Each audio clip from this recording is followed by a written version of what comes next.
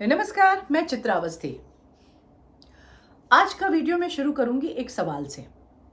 क्या होता अगर बलूचिस्तान भारत का हिस्सा होता? इस सवाल का जवाब हम वीडियो के अंत में देखेंगे, लेकिन उससे पहले एक बड़ा सवाल आ जाता है कि आखिर ये मेरे दिमाग में ख्याल ही क्यों आया कि बलूचिस्तान भारत का हिस्सा होता। इसके पीछे कुछ ऐतिहासिक बैकग्राउंड है। आज के वीडियो का यही विषय है कि क्या बलूचिस्तान भारत का हिस्सा हो सकता था। तो जो बलोच इलाका है, जो ट्रेडिशनली बलोच कबीले के लोगों का जो इलाका है, जो बलूचिस्तान के नाम से आज पाकिस्तान में है, वो एक बहुत बड़ा एरिया है। पाकिस्तान की जितनी भूमि है उसका 44% हिस्सा बलूचिस्तान है। बलूचिस्तान हर तरीके से बड़ा प्राकृतिक जो होती हैं संपदा, उससे बहुत नेचुरल रिसोर्सेज से बहुत फुल ऑफ नेचुरल रिसोर्सेज है। और बलूचिस्तान पाकिस्तान के लिए एक वरदान की तरह है। जो ये बलोच इलाका है, ये 1947 में, बल्कि 48 में पाकिस्तान के मिलने से पहले की अगर हम बात करें तो यहाँ पर 4 स्टेट थे मुख्य, जिनमें से एक कलात थे, एक खरान था, एक लासबेला था और एक मकरान था। 3 इसमें से छोटे छोटे जो थे स्टेट्स थे, और लगभग पूरे बलूचिस्तान का जो 2/3 लैंड मास था वो करात के पास था। कलात उनमें से सबसे ज़्यादा शक्तिशाली और सबसे ज़्यादा फैले हुए थे। उसको कलात कबीला भी कहा जाता है और उस राज्य को भी कलात कहा जाता है, वो था। तो 19वीं सेंचुरी के बीच में जब अंग्रेज यहाँ आने शुरू हुए, बल्कि शुरू से ही आने शुरू हो गए थे, और वो व्यापारी की तरह तो 18वीं सेंचुरी के एंड से ही आने लगे थे। ये इस पूरे इस इलाके को एक तरीके से ग्रेटर इंडिया की तरह वो देखते थे। और यहाँ के जो जितने छोटे छोटे राज्य थे जिनको हम प्रिंसली स्टेट्स कहते हैं, वो मेनली 2 भाग में बटे हुए थे। एक को वो कैटेगरी ए कहते थे और एक को कैटेगरी बी कहते थे। कैटेगरी बी थोड़ी एक्सक्लूसिव थी। उसमें आते थे कलात, नेपाल, भूटान और सिक्किम, ये 4 आते थे, और बाकी सारे कैटेगरी ई में आते थे। कैटेगरी बी वाले जो थे, उनके जो भी समझौते हुए थे, जो उनकी वार्ता हुई थी, वो डायरेक्ट क्राउन ऑफ इंग्लैंड से हुई थी, और उनके साथ जो शर्तें थी भी वो भी थोड़ी अलग थी। और वो लोग चैम्बर ऑफ प्रिंसली स्टेट्स उसका हिस्सा भी नहीं थे, उसमें मतलब वो अपने आप को उसमें शामिल भी नहीं मानते थे। तो कलात जो थे, कलात के जो शाह थे, जो राजा थे, मीर अहमद यार खान, उनके भाई एक अच्छा स्टेटस हुआ करता था उस समय में। उस समय उनका जो स्टेटस था वो बाकी प्रिंसली स्टेट से कुछ बेटर हुआ करता था। तो अब इसकी कहानी आगे बढ़ते बढ़ते आती है कि जब आज़ादी की बातें होने लगी, उन्होंने 1946 में एक रिप्रेजेंटेशन, एक मतलब कमीशन आना था, उसमें अपने आप को रिप्रेजेंट करना चाहते थे। तो उन्होंने सोचा कि कलात के जो शाह थे मीर अहमद यार खान साहब, उन्होंने सोचा कि हम अपने आप को रिप्रेजेंट करने के लिए एक अच्छा एडवोकेट देखें। तो उन्होंने मोहम्मद अली जिन्ना को अपने प्रतिनिधि के रूप में चुना। उनको नहीं पता था कि जो आज जिसके हाथ में हम कह रहे हैं कि हमारा भविष्य सिक्योर होगा, कल वही हमारा भविष्य इनसिक्योर करने आएगा। खैर, राजनीति में ये चलता रहता है, पॉलिटिक्स में, जियोपॉलिटिक्स में, और जो कहलाते हैं सफल लोगों की जो दुनिया होती है, वहाँ ये सब छोटी मोटी चीज़ें नहीं देखी जाती हैं। तो जिन्ना साहब ने उनको रिप्रेजेंट किया था, और जिन्ना साहब ने उनको कुछ बड़े पते की बातें भी बताई थी अपना पक्ष अच्छी तरह रखने के लिए। तो पक्ष रखना क्या था कि ये जो राज्य थे, ये चाहते थे कि चूंकि हम जो हैं डायरेक्ट, हमारा मतलब स्टेटस बाकी स्टेट से फर्क है जो कैटेगरी बी के, तो अगर इन लोगों को, बाकियों को कहा जा रहा है आप हिंदुस्तान या पाकिस्तान में शामिल हो जाएं, तो एटलीस्ट हमको तो उसका हिस्सा ना माने ना, क्योंकि हम तो ब्रिटिश भारत का ही हिस्सा नहीं है, हमने ब्रिटिश भारत के साथ कोई समझौता नहीं किया।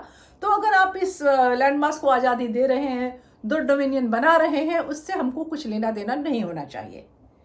ऐसा जैसे अभी भी देखिए तो आप, नेपाल और भूटान अभी भी स्वतंत्र है, सिक्किम बहुत बाद में स्वेच्छा से भारत से मिला है।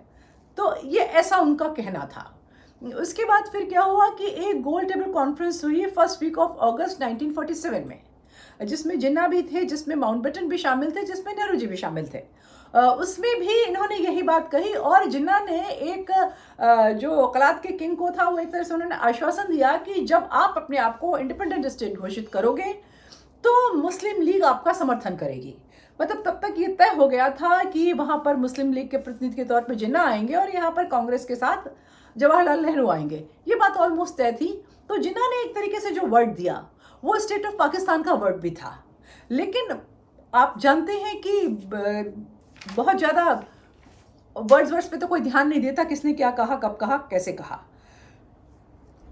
यहाँ तक बात हो गई और वो अपने यहाँ चले गए। 15 अगस्त 1947 को जब भारत में हुआ, झंडारोहण हुआ और आज़ादी हुई, उन्होंने भी अपना जो ट्रेडिशनल फ्लैग था उसको होइस्ट किया और उन्होंने भी अपना जो एक तरीके से कुरान का कोई एक फ्रेज था उसके आधार पर उन्होंने अपनी स्वयं प्रभुता की और इसकी उसकी घोषणा करके अपना एक उन्होंने राज्य बना लिया और रहने लगे।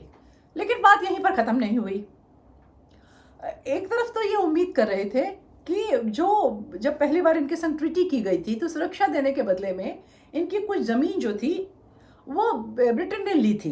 तो ये मान के चल रहे थे जब ब्रिटेन यहाँ से जा रहा है हिंदुस्तान पाकिस्तान को छोड़कर, तो उस इलाके में जो उनके मतलब वहाँ पे बॉर्डरिंग एरिया में जो ज़मीन रख रखी है ब्रिटेन ने, वो हमको वापस कर देगा।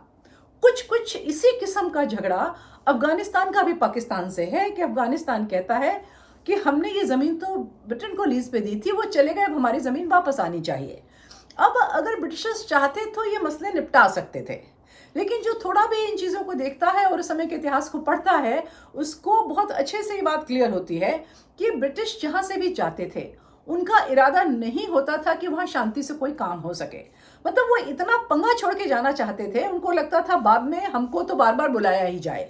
शायद उनको ये लगता था कि जो हमारा डाउनफॉल आ रहा है ये टेम्परेरी है, कल हम फिर उठ के खड़े हो जाएंगे और उसके बाद फिर हम इन सब की पहले की तरह बैंड बजाया करेंगे।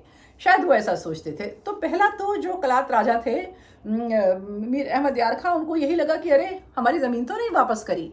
उस बीच में माउंटबेटन ने क्या किया, माउंटबेटन ने वन फाइन मॉर्निंग घोषणा करी कि जो कलात का राज्य है वो इस लायक नहीं है, कैपेबल नहीं है कि जो इंटरनेशनल रिलेशंस के प्रेशर्स को होता वो झेल पाए।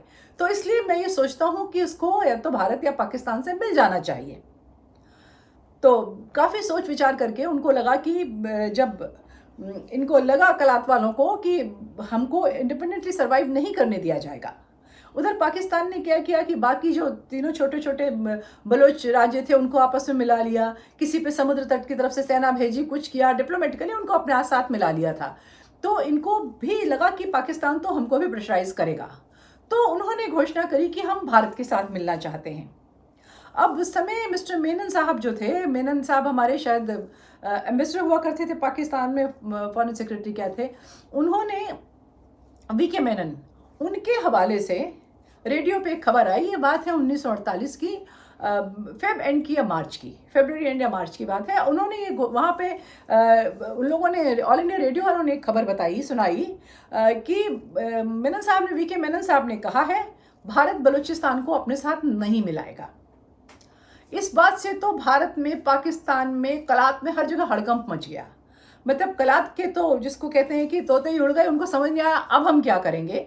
इधर पाकिस्तान जो था, पाकिस्तान को तो लगा कि अब क्या, अब तो जो करेंगे वो हम ही करेंगे। और भारत में ये ऐसी बात क्यों कही गई, इसको लेकर शोर उठ गया। शोर इतना उठा कि पार्लियामेंट में पहले होम मिनिस्टर को खड़े होकर बोलना पड़ा और होम मिनिस्टर ने ये कहा कि जो ऑल इंडिया रेडियो है उसने गलत खबर चलाई है, ऐसा उन्होंने कुछ नहीं कहा था। अब दोनों स्थितियां हो सकती हैं कि ऑल इंडिया रेडियो में भी उस समय तक बहुत ब्रिटिश राज के लोग तो बड़ी बड़ी जगहों पर थे ही, और हम लोग गिलगिट बाल्टिस्तान के केस में देख चुके हैं पिछले वीडियो में कि किस तरीके से ये जो ब्रिटिशर्स जो थे वो जाते हुए पाकिस्तान की सहायता कर रहे थे। एक बात। दूसरी बात है, हो सकता है ऐसा ना हुआ हो पर डैमेज कंट्रोल की कोशिश कर रहे हो होम मिनिस्टर। तो होम मिनिस्टर पटेल साहब ने बयान दिया, जब हमारे सांसद इससे संतुष्ट नहीं हुए तो फिर जवाहरलाल नेहरू को स्वयं ये बयान देना पड़ा कि हमने ऐसा नहीं कहा था। लेकिन इसके बावजूद इन्होंने जो अपनी जिस बात का खंडन किया था उस खंडन के अनुरूप कोई कार्रवाई नहीं करी। मतलब उन्होंने कहा कि हमने नहीं कहा कि हम कलात को अपने साथ नहीं लेंगे, लेकिन उन्होंने ऐसी कोई कार्रवाई नहीं करी जिससे उनका इरादा पता चलता। अब कलात के राजा जो थे उन्होंने अपनी सेना वेना इकट्ठी करी, देखते हैं क्या करेंगे, और लेकिन उनके पास एम्यूनिशन नहीं था। उन्होंने अफगानिस्तान से सहायता मांगी और ब्रिटेन से कहा कि हमको एम्यूनिशन दो। ब्रिटेन ने कहा हम आपको एम्यूनिशन एक ही शर्त पे दे सकते हैं कि आप उसकी क्लियरेंस हमको पाकिस्तानी गवर्नमेंट से दिलाओ। अब नेचुरली पाकिस्तान हमला करने वाला है, उस हमले को रोकने के लिए कलात को अपने वेपन चाहिए, तो पाकिस्तान उसमें क्लियरेंस कैसे देगा। तो इस तरीके से उन्होंने एक प्रकार से इनडायरेक्ट वे में, अपरोक्ष रूप से उन्होंने मना ही कर दिया और कहा हम आपको वेपन नहीं देंगे। और उसके बाद फिर मार्च के पहले हफ्ते की बात है, जबकि जिन्ना साहब ने फुल फ्लेजेड फौजें कलात की ओर बढ़ा दी, जैसे उन्होंने कश्मीर में किया था। लेकिन कश्मीर में तो फिर भी पर्दे के पीछे थे, कबायली भेष में उनकी सेनाएं गई थी, लेकिन वहाँ उनकी सेनाएं डायरेक्ट चली गई और उन्होंने जो कलात के राजा थे उनको पकड़ करके ले आए और उनसे ज़बरदस्ती फोर्सफुली उनसे जो एक्सेशन के पेपर्स थे उन पर साइन कराया और उनको अपने यहाँ ही रख लिया, मतलब उनको बंदी बना लिया और इस तरीके से उन्होंने उसको मिला लिया। लेकिन उस दिन के बाद से जो थे बलोच थे, जो कलात थे, वो कभी चुप नहीं बैठे। जो उस समय से उनके यहाँ सिलसिला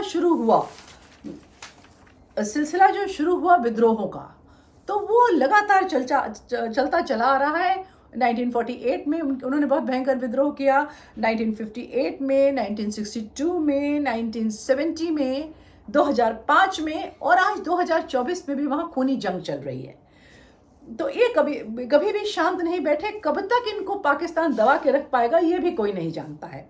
अब हम अपने ओरिजिनल प्रश्न पे आते हैं कि अगर बलूचिस्तान भारत का हिस्सा होता तो क्या होता।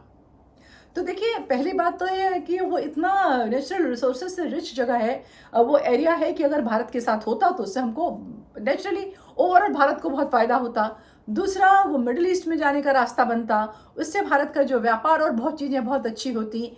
उसकी जियोपॉलिटिकल इम्पोर्टेंस आप ऐसे समझिए, और व्यापार भी उसकी इम्पोर्टेंस, कि जो सीपेक है चाइना का बड़ा जो महत्वाकांक्षी प्रोजेक्ट है, वो वहीं से होकर निकलने वाला है, जहाँ पे बार बार ये बलोची हमला करते रहते हैं और बार बार वहाँ पे कभी पाकिस्तानी सेना को मारते हैं, कभी चाइनीज़ को मारते हैं और उसको पूरा नहीं होने देते। तो वो जो वहाँ से एडवांटेज चाइना उठाना चाहता है वो हमको मिल रही होती। उसके अलावा जैसे पाकिस्तान ने भारत को दो तरफ से, इधर इन्होंने पूर्वी बंगाल और इधर पश्चिमी पंजाब, दो तरह से घेरने की कोशिश करी, सेम उसी तरीके से हमसे पाकिस्तान दो तरफ से घिरा होता। इधर तो भारत है ही है और उधर बलूचिस्तान होता, तो जो मिसएडवेंचर पाकिस्तान करने की सोचता है शायद वो कम सोच पाता। तो लेकिन अब जो होना था वो तो हो गया, हम लोग इस पर चर्चा कर सकते हैं और इसके अलावा कुछ भी नहीं कर सकते। तो आज का वीडियो मैं यहीं पे समाप्त करूंगी। अगली बार फिर किसी ऐसे ही एक विषय पर आपसे बात होगी। तब तक के लिए नमस्कार।